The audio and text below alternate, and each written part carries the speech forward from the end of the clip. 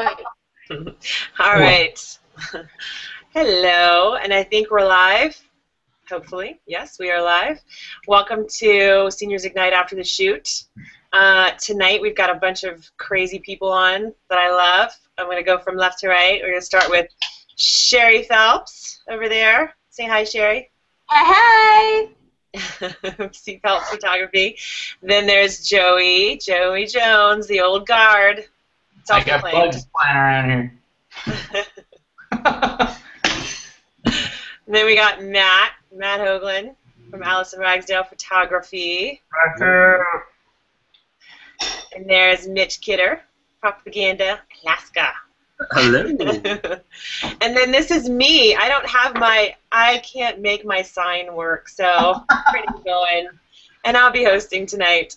We are going to be talking tonight about things that we wish we knew when we started our photography businesses. And for some of us, it's been a long time. Right, Joey? Oh, so, yeah. I'm good with it. But I think we all have a bunch of similar stories, I'm sure, as all of you guys out there probably do as well. But I don't know, Matt, what do you think? What do you think would be one of the main things that you wish you knew when you first started that you know now?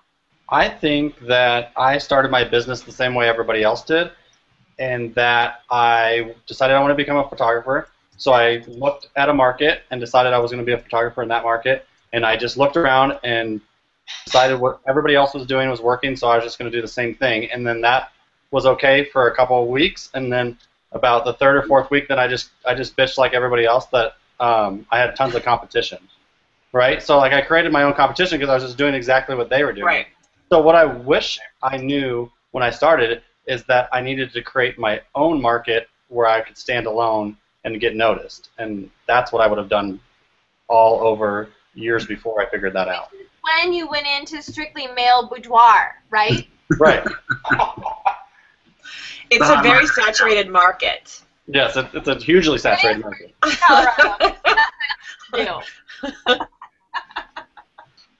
Okay, all right, so that makes sense. So don't go into something that everybody else is doing. Well, I just think you just can't copy what everyone else is doing, because then you create your own competition. Like you can go do your own thing, and you won't compete with anybody. So then you got to make all the rules, and I think that's a much healthier way to run your business.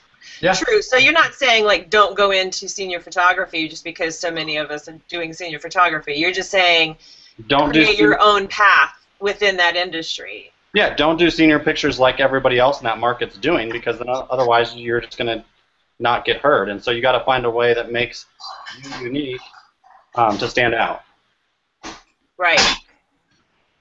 Okay. All right. That makes sense.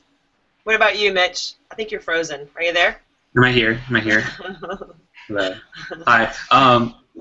I wish I had done my pricing differently when I started. I literally Googled like senior photographers Alaska, and then found someone who had their pricing online, and then copied it, and then just put all the prices in half of what they were. Come to find out, they weren't even that expensive. So we're talking like 8x10s for $10. Like, oh my God.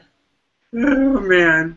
So I think like that first year I probably redid my pricing over and over and over. And you know what's weird though is like I was still basically on that same pricing structure until maybe like a year ago when I went through Joy's pricing class. Like I basically had the same structure. I raised the prices, but it was the same structure. So I wish that I had gotten professional help with pricing earlier, whether through PPA or through Joy or anyone, because it was really like throwing darts for the first 5 years. Yeah, no, exactly. That's awesome. That's really, yeah, I'm guilty of that as well. So I can definitely identify. I think that's really important. A lot of people don't do that. A lot of people don't understand that there is a structure to it at all until much later. So, like, you feel like guilty charging prices at first when you don't know the numbers behind it. You just have a number. And I always felt guilty, like, oh, is my 8x10 really worth $80 or whatever? And then when you go through and you know the math behind it, you know that you can't charge any less than that. Otherwise, there's no point in you being business. You might as well go get a day job somewhere else. Yep. Exactly. Yep. What about you, Sherry? I would say that if I could go back to the beginning, I would have probably invested in good education right off the bat, because I kind of did what Mitch did, and that was I just kind of searched online for other people, not only in their pricing, but also their posing and their lighting, and all of those different things that I thought everybody wanted to see, instead of trying to really just hone my own in the shooting aspect of it, but do my own creative spin on things. I didn't have the confidence to kind of jet out on my own, and then in the pricing and business workflow and that sort of thing, to think about what I wanted to make. Like I went backwards. Like I didn't look at the end and say this is how much I need to make, and then go back from there. I said this is how much I think I'm worth, and at the time it was pretty little. So I think I charged about $8 or $10 for an 8x10 as well, and yeah, that's what I would have done differently. Okay. Yeah, I can agree with that too. I think with Sherry's too, like asking questions and like asking help from other photographers. I think when I first started, I was really afraid to talk to other photographers. Yeah. And I thought, totally. oh, well, they're my competition, so I shouldn't talk to them. I can't be friends with anybody in my area. And so that's something that I really wish I would have changed earlier. Now we're really great friends with our competition, so wish I would have done that earlier. Yeah, I agree with that too. I would have definitely, I would have mentored with someone. I really wish I would have just kind of gone, I wish I would have not thought that I could do everything on my own. You know, I mean, I'm good at that, but let's be honest, like there was a much faster, much cleaner way to do it. And I think that I could have listened to my own advice that I give people now, but I guess hindsight. But I definitely think that mentoring with someone who knew what they were doing in a really, you know, in the way that I wanted to do it, that would have been something I would have done and I should have done. Yeah. Yeah. You know, it's funny because I'm dealing with this situation right now that I'm actually in the situation right now where I wish I would have changed the way that I approach this. So in my back home in my hometown, when I would go home for vacation in the summers, I would shoot friends on the total cheap, because really I was just trying to make some cash to write off the trip, number one, and so my account could be like, and I could say legitly I shot some sessions, and I knew I wasn't going to go back for an ordering session, so I'm like, here's the disc. Okay, so now fast forward 3 years, I have all these families that contact me every summer, and I'm like, hey, you coming back? Because I do it on the cheap. Because I didn't want, I wasn't looking to like increase my revenue. I was looking to write off a trip. That's it. Mm-hmm. So now, you know, there's a little bit of potentially planning to move back to my hometown. And now I've created a system in which everybody thinks I shoot on the cheap, and I don't. So I'm actually in a situation now where I have to reprogram those clients to realize that I've been giving you a hanging, stinking bomb sauce deal, and here's what my real prices look like. So I'm kind of having to backpedal, probably like a lot of photographers are doing right now, and I could kick myself in the ass for doing that. But I didn't think 4 years ago when I started that I would even think about moving back home, so it wasn't even a big deal, but now it is, so that's where I'm at. Yeah. You have to retrain. Yep. Mm-hmm. You have to just re-educate them. Yeah. Yeah. I do, and that's the thing is, like, so now as I'm talking to them all, you know, because obviously they contact me through Facebook because that's where they follow me. And so now I have to send them all this, like, oops, so sorry. You can't get the good deal that you've been getting for the last 3 years. Now I have to charge you my regular prices, which are could potentially be, you know, 8 to 10 times what you've been paying. So that could shoot me in the foot, bite me in the ass. Yeah. But it's got to be done. That's the thing I think that's the thing is once you realize that you're in a pickle, you've made a bad choice, you started off doing something you shouldn't have done, you have to take the time to reprogram, to get information from somebody, like you said, maybe a mentor, ask questions, and then just bite the bullet and change. If you bought crappy equipment, get rid of it and get the good stuff. If you made a price list that was like, what are you thinking? Go to somebody and have them rip it apart. I remember when I was at a conference a few years ago, probably 5 or 6 years ago, I gave my price list to a photographer that I really admire and just respect in the industry, and I said, rip it apart. I gave him a red pen, and I'm like, go for it. He ripped it apart, and he was like, how are you even making money? Like, I can't come to your studio and spend $1,500 if I wanted to, if I bought everything on your price list. And so that really opened my eyes. And then I had to find the confidence within me to say, okay, I need to change things around or I'm always going to be perpetuating this problem that I started in the beginning. So once you have the knowledge that you screwed it up, fix it, or you're always going to be where you're at, no matter what that is. I think what you have to do is you have to fix it as soon as possible, because some people are like, oh, I need to wait and fix this, or I need to slowly take care of it. It's like, no, just rip off the Band-Aid, change it, and apologize, and just be super transparent about it, and be like, if people come to you like, oh, it changed, be like, yeah, it changed because I had to change, and people they may not shop with you anymore because you may not be a fit for them anymore, but at least they'll respect you for your honesty and respect you as a business person, but they may not shop with you. But I just think you got to go after it, change it, and then just be honest about it. Right. Exactly. Mm-hmm. Well, and that confidence part that you mentioned is a really big deal. I mean, I think that's huge. I had the same thing, and I think a lot of us do. Finding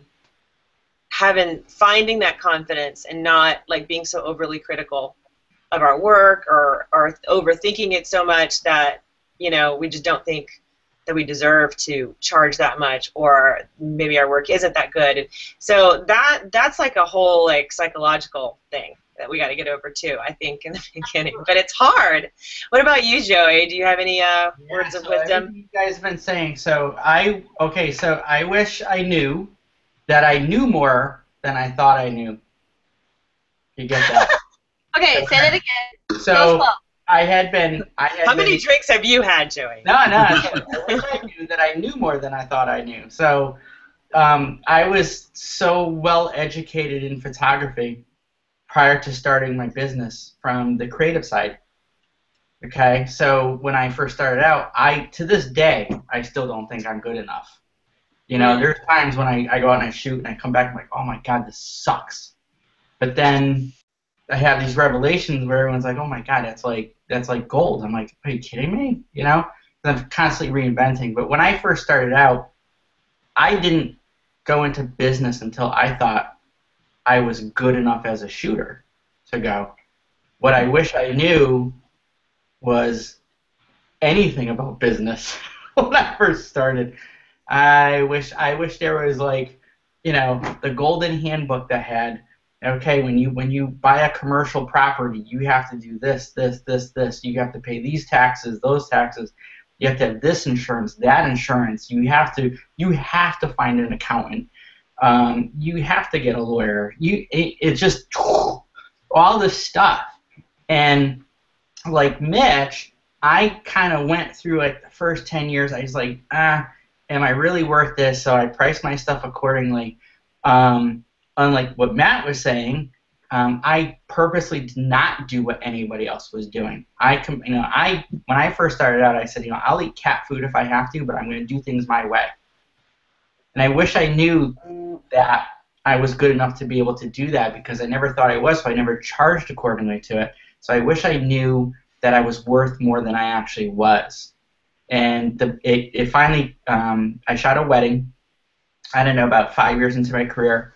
I shot a wedding for this couple that are really big in the auto sales industry here, from a very prominent family. They own tons of car dealerships. And this guy, Ed, my client, came up to me at the end of his wedding and he said, man, you are so underpriced. the work that you did for us today, you were so underpriced. And he handed me a big fat check, which was like 3 times what I charged him. This guy knew business. He went to Salve Regina out in Newport, Rhode Island for school. All his whole family are business people. They own all these car dealerships all over New England area. And he came right up to me and says, "You are grossly underpriced." And he handed me this huge check, and I was like, "What the hell was this all about?" And that got me to thinking. So I started to change then. Then I had the confidence. That was my confidence builder. That I knew what I was doing creatively, but I still, obviously, business-wise, I didn't know what the hell I was doing. So I wish I went and took more classes on business in the sense of like what you have to do. Like in the state of Connecticut, you have to have these licenses and these permits, and you have to pay this tax and that tax. I wish I knew all that stuff because I learned on the fly. Had I gotten all those ducks in a row, getting off the ground would have been so much easier for me. Yeah, can I say something really quick? Absolutely. I was just looking at Steve's comment there on the side, how he says, sometimes when we start out, we try to our clients. That's interesting because I think that's so true, what he just said. Because before I was a photographer, I had done it on the side just a little bit, but I had 2 babies that were about 11 months and almost a year, because my girls are only 11 months apart.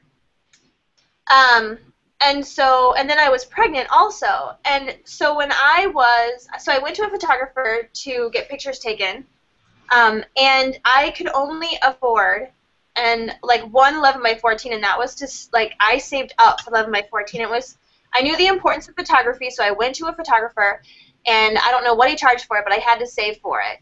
And I'm sure that when I placed my order and he had done everything, he walked away from that order saying, okay, that was a waste of time. But I was in a place where I couldn't afford anymore, but I understood the importance of photography. That was also a time when you didn't have everybody on the street a photographer, so there wasn't all the moms with rebels. There wasn't all the weekend warriors. You had to go to a studio to get your portraits taken. And so now, if it were a situation in which he cast me off as somebody who is not his client, he would be missing out, because now I could go in there and I could do senior portraits if I wanted to with my daughter and drop $1,500 to $2,000. But he would have cast me off because I only bought one 11x14 because I scraped together that money. But he didn't know that I valued him as a photographer and his work, but that's all that I could afford. So I think that's very true, Stephen, what you say, in that just because I had a client before who came to me because I was doing it on the cheap doesn't mean they're not my client. In fact, speaking to what I just said before about my back home friends, I just sent a Facebook message to one of my clients back there, and I said, here's the deal. I can no longer give you the extreme discounts that I have. Everything has to go back to normal. If you don't want to photograph with me, I completely understand. No harm, no foul. We'll still be friends. Real. And she Facebook messaged me back within like 15 minutes and said, we love your work. We love everything about what you do. We absolutely want to photograph with you. So it's not that they couldn't afford me anymore. It's just what I've always been giving them. And so it's, and if they didn't want to shoot with me, fine. But they see the value in my work. And the price was secondary. They were like, okay, whatever you charge me is what you charge me. And now I'm going to charge them way more. And they're totally okay with that. So that's the thing. I think we get so caught up in fear of the unknown, of as an artist being disregarded, told you suck, told you're not worth that, whatever you're trying to do, and then that holds us back. When really, if we're just going to be a fun photographer and just do this for a hobby, then it doesn't matter, because you're never going to be called on your price list or anything, because you shouldn't be charging anything. But if you're going to do this as a business, then like Joey said, you need to forget the creative side, forget the artistic side, forget about the I'm an artist, don't tell me I'm suck.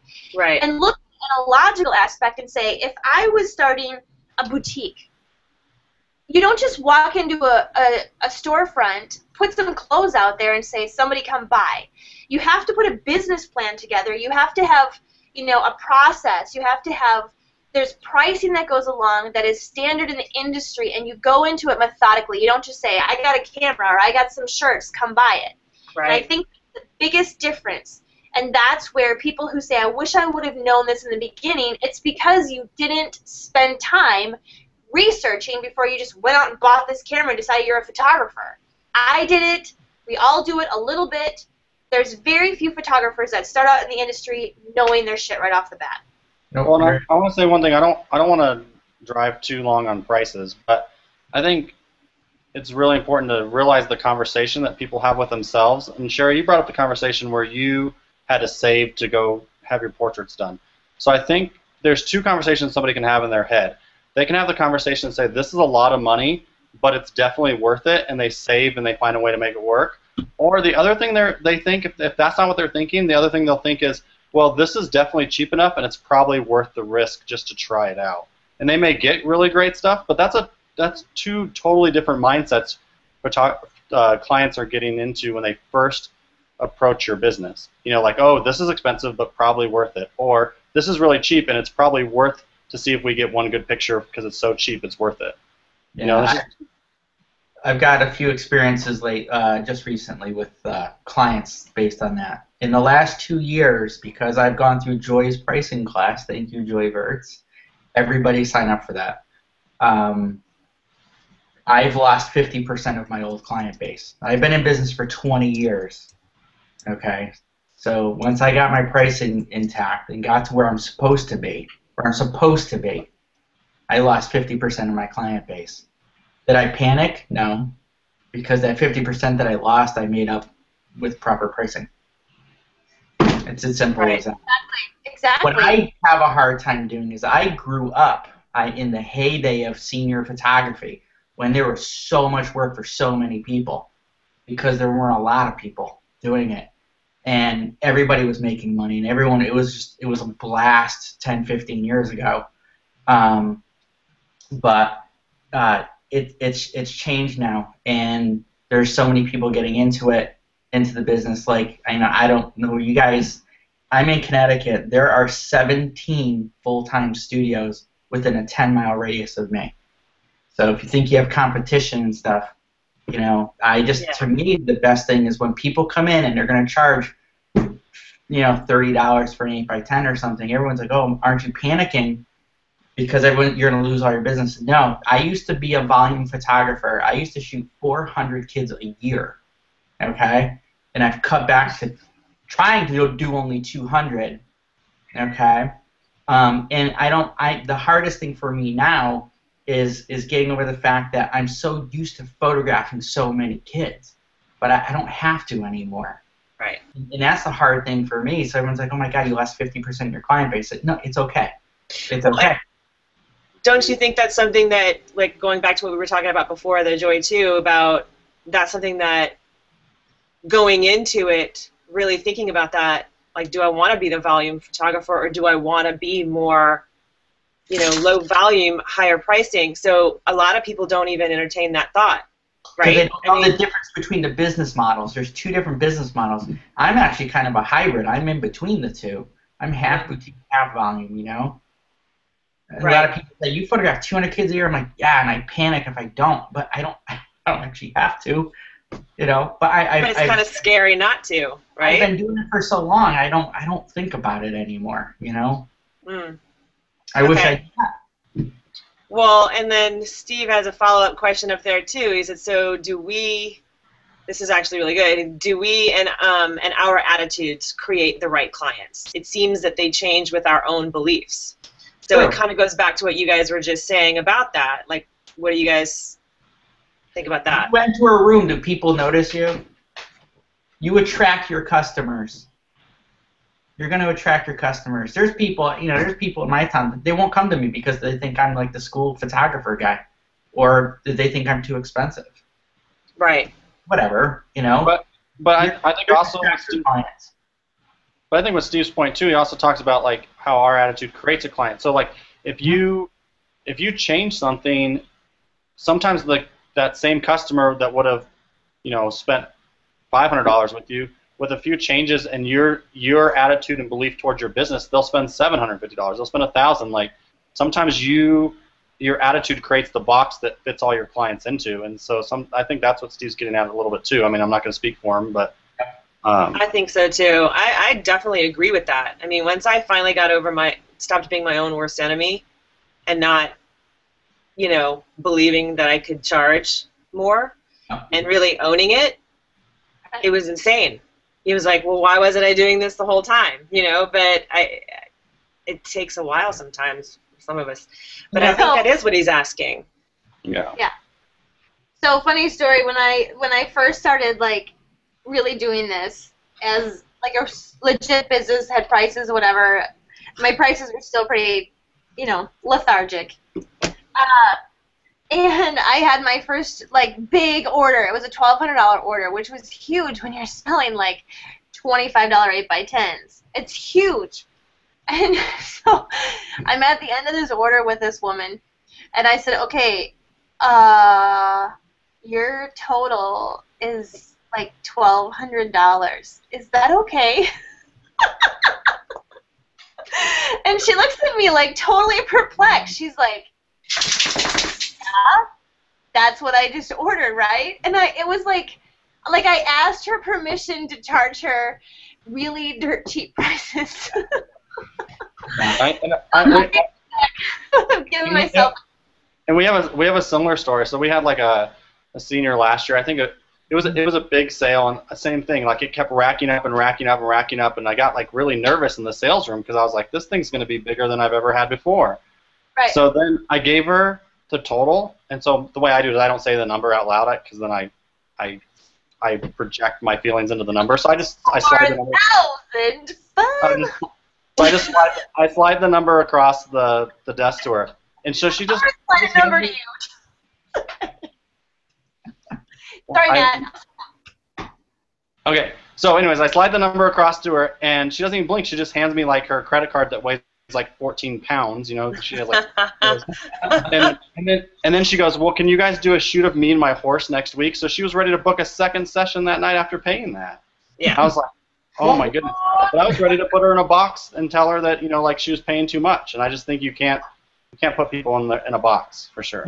Last week I was watching, I think it was Creative Live. Sue Bryce was on, and I just happened to, I was on the computer, and Photoshop was running in action, and I clicked on, and Sue Bryce, when I clicked on, she's like, treat all your clients as if they were millionaires. Don't be such a pussy about your pricing, she said. Just own it. Pricing, pussy. Guess what? Congratulations, your order is $4,500. Isn't that awesome? Aren't you excited? Yeah. Well, and it's also just how you, when you win an auction on eBay or whatever, it's you're paying for that, but you feel like you want it. So that's kind of the same thing. Here, aren't you excited that you just spent all this money with me? Look what you're going to get. You're going to get some really awesome stuff. Yeah. Creating that excitement. So Renee, so there's a question on the side about branding. Can we move away from pricing towards marketing branding? Absolutely. I was just about to go there. It's from Amanda, and she says, I'm struggling with trying to be my brand. I'm 32. Who am I as a photographer? You want to take it? Well, yeah, sure, I guess. That's the hardest thing. Because that's super. It's super hard, but I think it's super hard, but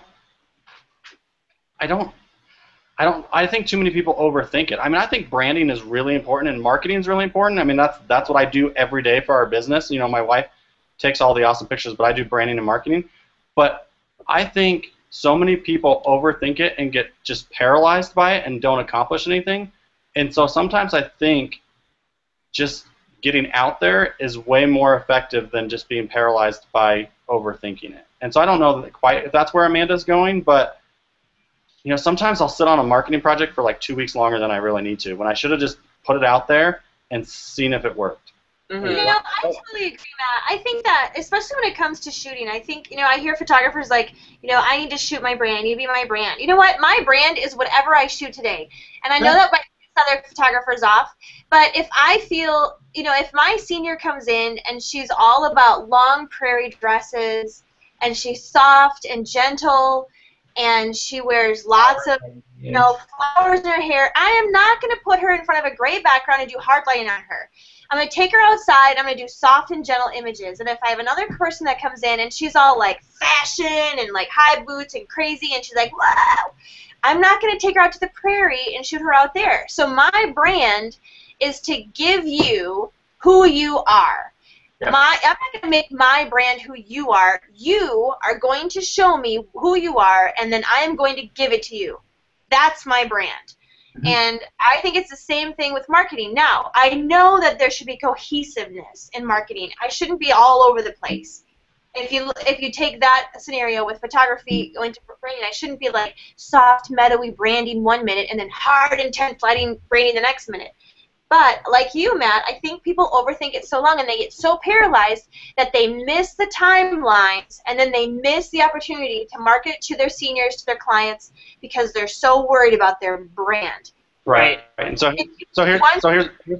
here's my example of that, real quick, not to interrupt you, Sherry. So, like, I have known that for a year our market and our kids have been on Snapchat. I've known for a year that. Like, they just have lived on it. I see when I'm at the pizza place next door, like I see them Snapchatting 15 times while they're on lunch and stuff like that. But I sat on that marketing because I didn't know how to pull it off. And about 8 weeks ago, I find the Snapchat marketing idea that I've had in my head about how to engage kids on Snapchat, I finally just put it in place. And I was like, you know what? If I don't do it now, I'm never going to do it, and I'm going to miss the boat. And it's been absolutely huge for us, and I wish I would have done it a year ago. Because it would have been just as effective a year ago. But I just sat on it, and because I was like, well, I don't know if it's our brand to use Snapchat. I don't know if it's going to be effective marketing. What if it doesn't work? And I was just head trash, all head trash. And then I put it in place, and it's been freaking genius. Well, it's like what Sherry wrote or Nardi wrote on the intro. The blog post to this hangout was the imperfect action beats imperfect inaction. Just doing something is better than doing nothing. Yep. Get out there and try something. Absolutely. Yes, that was totally Nardi. I mean, that's what I love about the thing. Like, she said that to me one time before when I was like, I don't know what to do. She's like, just do it. You'd rather do it and do it wrong than, like you said, then sit on it and never move forward. And it goes back, like we talked about earlier. If you started off your business and you did something that you were like, gosh, I wish I would have never done this if I would have known. Okay, well, now you know. So change it. Make that action to change it. Whatever that is, find a mentor. Find somebody to build your websites. There's so many bad photographer websites out there. So find somebody that is a web genius, because if you're a photography genius, be photography genius, but you're not a web genius. So find somebody who's going to make your web look like a web genius. And then marketing, if you suck at marketing, then find a graphic artist that can give you the brand. If you don't know what that looks like, give you your logo and your web design and your newsletter and all those different things that can make it cohesive. And then you don't have to think about your marketing. You don't have to worry about it. It's just done. You plug and play. They give you the templates and you plug it in and send it out. Done. So I think that's the thing is, but I think that doing this the right way, going into business the right way, is not free. And that's where I think we all screw up, is everyone wants to get in such a low cost of entry that they just willy-nilly their way through this, and it ends up costing them time and money in the long run. And that's what we don't understand. Spend the money, the good money in the beginning to get a good product, and then it's done. Yeah. I agree with that. And I think that a lot of people, too, there are still ways to do it on the cheap. So say that you want to spend, maybe you put all of your, budget into hiring someone to build a kick-ass website. Okay, so then maybe you're not going to spend so much money on your marketing materials. There's templates you can buy for cheap. There's, those kind of things. You got to see where your money is going to go the most, and then put it there. But it is something. It's an investment, just like when you start any other business. You've got to really expect to do that. You've got to expect to outsource a little bit of something so that you can have more time to focus on your business, because that's what it is. It's not, just for fun, like you were saying earlier, because then you wouldn't even be charging, because it's a hobby. So there's a difference there. So I think that that's good, and I think that kind of sums up her question about the branding, and I think across the board we can all agree that it is important and consistency is important, but don't overthink it so much and try and be like so overly obsessed with being your brand, or just do something even if it's wrong and and try and, you know, put something into action, right? Is that kind of our consensus? Yeah. That's another thing that I wish I knew when I first started. I wish I knew that I couldn't do it all myself. Yeah. And that I should do it all myself. That's exactly, that was my first thing. I wish I would have known that, because I killed myself trying to do everything. That was stupid. And I mean, it's crazy. Like when I talk to people all the time, and I mean, because there's so much we don't do at our business. Like I do all the marketing, brand, and my wife does all the shooting, but that's like about it. Like, you know, we have other people like do our editing. We have other people do all kinds of stuff all the time, and we're able just to leapfrog every other business in town because I call my graphic designer and I say, here's what I'm thinking about doing, and then they go off and do it while I'm doing other things, and nobody can keep up with us. And it's totally worth the money to hire professionals to do pro work. I mean, it's so important to outsource. Yeah, that's still been one of the toughest things for me to get, and I'm slowly getting there, but it is really important. Really important.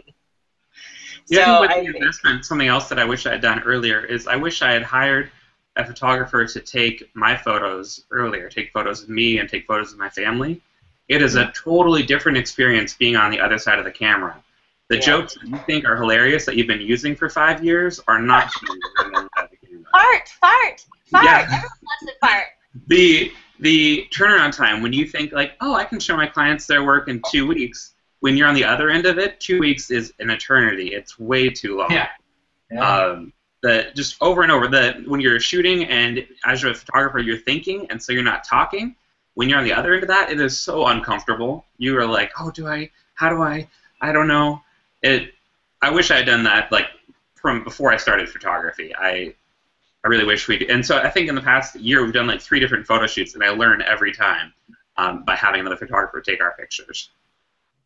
That's interesting. Somebody else on my photography page had a good point too, and I loved this one because this is so. I really thought it was very important. She mentioned she would not have. One of the things she would have changed was instead of just kind of scheduling things whenever her clients wanted something to be scheduled, just making that schedule from the get-go and fitting people into it. And a lot of people, I think a lot of people do that in the beginning. They don't realize that they just need to make a schedule when their workday. When they're going to work, when they're going to shoot, and then book clients that way. I think a lot of people still just kind of, okay, when are you available? Yes. And that will drive you insane. It's an awesome system. Even the high-end boutiques, you know, like last night I took my daughter out for dinner, and I'm like, let's go look at some of the little shops, and they were all closed at 6. I'm like, that's BS. They're closed at 6. But you know what? I couldn't call the shop owner and be like, hey, I'm outside your door, and I want to come see your junk. Right. Because they're closed. And that's the thing is I learned this year, like I don't shoot on the weekends anymore. And people, the first thing that my senior clients ask me for is like, well, Tommy has to shoot on a weekend because that's when Tommy's available. Yep. Well, I'm sorry. I don't have any, and I don't say I don't shoot on the weekends. I say I don't have any Saturdays available, period. And for people that keep asking me, I'm like, here's the deal. I save my weekends for my family because I shoot all week long. And they're like, oh, yeah, I totally get it. For those few clients, and I have not had one yet take me up on it, for those people that are like, we have to have a Saturday, I'll say that's fine. You can have a Saturday, but there's a premium fee of $100 over and above what I would normally charge you. And not one person has said it's worth it because they're like, we'll find a weekday that works. Yeah. And that has saved me a ton because I was shooting 6 days a week. Yeah. Yeah, that's huge. And, you know, figuring that out in the beginning is hard, but it is something you kind of have to think of. You know, if you're just starting out, that is definitely something that you got to think of. Like, do you want to work weekends? And if you do, how much is it worth to you? Right. You know, some people prefer to work weekends because maybe that's the only time that their husband is home, that they know that they can get free childcare. You know, whatever works for your schedule, you need to figure it out and, you know, own it, basically. And then still make them work for your schedule and not the other way around, because that's not good. Steve had one more comment over here, and he said, I wish I had grasped the concept that 80% of my income was coming from 20% of my clients. When I really seriously focused on understanding that 20% and how to serve them, boom, we spend too much time focused on the nuff-nuffs. I think that means... That's Australian for the jerks that Is that Australian for... Yeah, that's totally Australian. My reach out sure is from Australia. I'm gonna totally ask him. I'm gonna ask him what a nuff is tomorrow when I see him. That's awesome. It's the ones that don't even want to cook the shrimp on the barbie. They can't even afford that. Oh my god. Again, I totally agree with Steve. That's the other thing that I stopped doing is I stopped giving away things for free. In fact, once again, when I was writing that email to my client in my hometown and I was like, here's the deal, I gotta change my pricing, I had actually typed out, so in lieu of giving you the disc and whatever else, you can go off my price list, but I'm going to give you 50% off. I was like, wait, Sherry, no.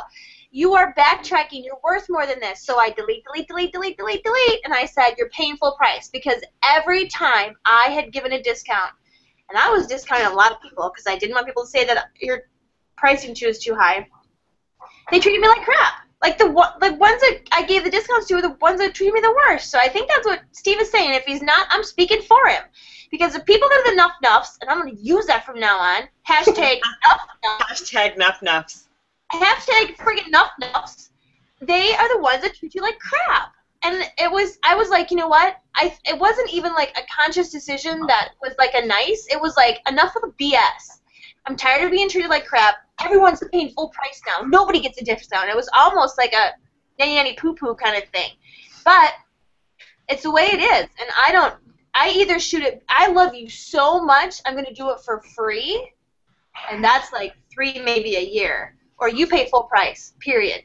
Yes, even my family. So Joey and I had a great conversation the other day. We were talking about, I'm reading a book that's about how to market to the affluent in our country. The whole premise of the book is kind of what Steve is saying, but on a higher level, like a more umbrella level. That like 80% of the wealth is held by 20% of the people. And so his whole point of the book, and I don't know if I'm totally bought into the whole thing yet, it's pretty interesting, but he talks about why would we market to the 80% of people that only hold 20% of the wealth? And it's kind of a fascinating concept. But I think Steve's question is more like, you know, that whole 80-20 rule that like 80% of your income comes from 20% of the people, and I think that's true in our country, but it's true in so many it's so many things. Like 80% of our referrals come from 20% of our models. You know, it's like it's always that 80-20 rule shows up all the time. That is interesting. I'd never heard of that book. I think that would be really interesting to read. But yeah, I mean, I think that definitely holds true for a lot of us. And as far as like the branding thing that we were talking about before, Amanda kind of follows up, and she's you know, kind of concerned because she says some of her clients are getting turned off by her alternative looking clients, meaning branding. So they might not be, like you were saying earlier, Sherry. So say someone comes in and they look super alternative. You're not going to tell them that, no, I can't shoot you because that's not your brand. You know? So well, Amanda, I think you should check out Nicholas Alexander's post from, I think it was last week, about influence on his shoots, and he was worried about losing clients for the style he wanted to shoot, and then he just said, F it, let's go do it. And he's continued to succeed in business. So go read his post. Yeah, that was a really good post.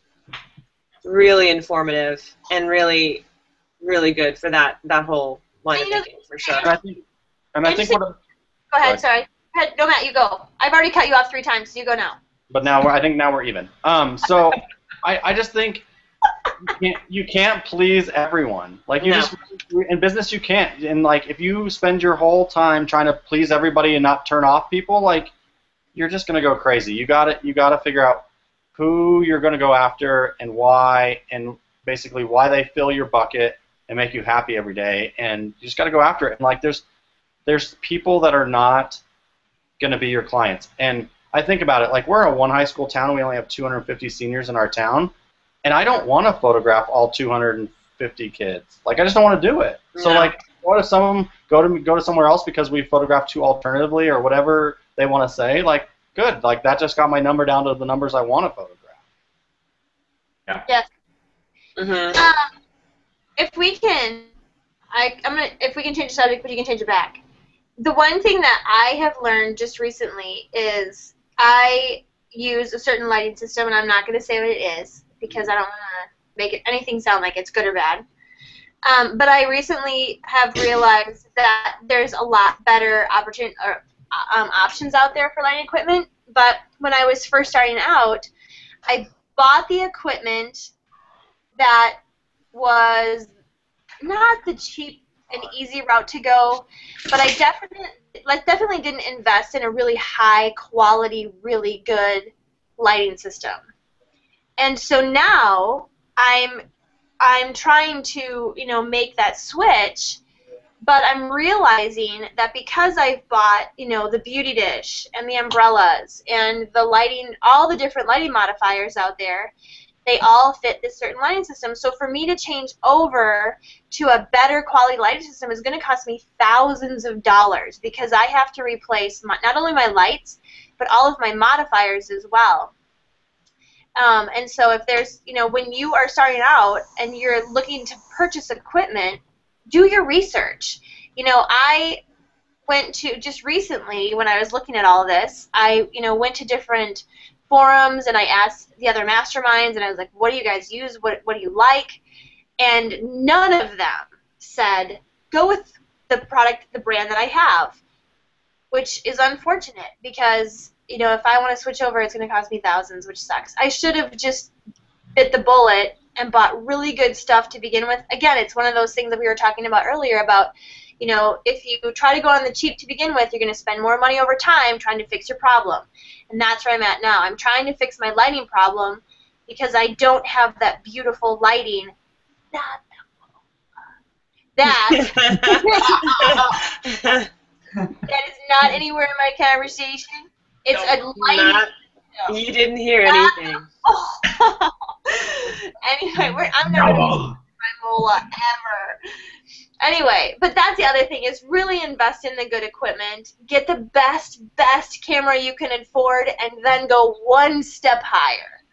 You're get off because you don't want to replace equipment. You don't want to. If you have a good equipment, you'll never have to replace it. Okay, so I want to answer this question for Alex because he's asked a couple of questions, and it's his birthday tonight. So we want to tell Alex Grace happy birthday. We should do the now. I'm not singing. You sing. Happy birthday. And but also he has a question on how do you guys figure out what your target market wants to see, both branding and images. We kind of talked about this a little bit before. I don't know, Mitch, what do you think about that? Because you guys are way up there in Alaska. How do you guys figure out what those way up there? What do you guys do? Like, how do you find out what your target market wants to see? You don't even have electricity up there. I know, we're right? The sled dog is running on the hamster wheel outside giving me electricity. Yeah, and the polar bear is keeping me warm. I don't know. I think I'm more on the simple side. I mean, there's like the branding and images, and really like I just shoot stuff, and I like it, and I hope that people like it. Shalom is my husband and the other photographer here, and we have. It sounds so weird to say my husband. Yay! My husband. Do that too. But we have totally different styles, and so I don't know what he does, but for me, I just shoot stuff I like, and I think that may go into like how you find your brand. Just find stuff you like go to stores and shoot stuff you like, and pick up things. I wish I had a good answer for that, Alex. I think it's a good answer. I think it's a good answer, but then I think we are going to have different answers. That's why I want a few of us to kind of answer that, because I think that it's going to be a little bit different. Like, what do you think, Joey? Yeah, so definitely, like, going back to, like, when I first started out, like Matt was saying, if you get in, you just do what everybody else is doing, then you're competing with everybody else. If you do your own thing, then you're not competing with anybody else. That's how I got started on such a fast track when I first got going. When I first started shooting seniors, I shot 54 seniors my first year, didn't advertise for any of it. Well, how the hell did these kids find me? I photographed one girl. I photographed her sister's wedding. She called me and said, I love what you do with my sister. I love your work. Will you shoot my senior pictures? I was like, I don't know the first frickin' thing about senior pictures. So she's like, I don't know. Yeah, all right, I'll do it. So show up at my studio with a bag full of clothes, and let's just shoot, you know? And what happened was I created a personal style because I wasn't paying attention to what the hell everybody else was doing. I was doing my own thing. So what happened was my target market found me. Because, like I said, I'll eat cat food if I have to until I make it to doing what I want to do and the way I want to shoot it. Like Mitch says, he shoots what he wants to shoot. When you get it out there and you put it out there on your website, or so now it's easier with social media. Back in the day, you had to build your own website. Now it's so easy to get your stuff out there. Get your stuff out there. Your target clients will find you. I agree with that. Don't pick a group of people and start shooting for that group. Shoot what you want to shoot. Let them find you, because then you'll never have to do anything that you don't want to do. You'll be doing it already. I have to agree with that. I think that's very similar for me as well. I mean, I've always shot what I like to shoot. It's always about, I love all the stuff that I shoot, and that's kind of how it happened for me too. My target market found me. But also, if you want to, specifically answering this question too, and how do I figure out what my target market wants to see, I ask them. Now that I have my target market here, I talk to them. I ask them. When I'm spending, 2-3 hours on a shoot with them, I'm talking to them, and I'm finding out a lot of information about them, because there's a rapport there at that point. They're not just my client. I actually stay in contact. For years. Joey, you're the same way. I see all of us have the same sort of relationships with our clients, and so I think that's important too. When you genuinely show an interest in what they're into, you're going to find out some ancillary information that can be really beneficial to your business. Just the way it goes. So listen. Listen to a lot of the things that they're talking about on the shoot. Engage and be actively engaging and want to be there.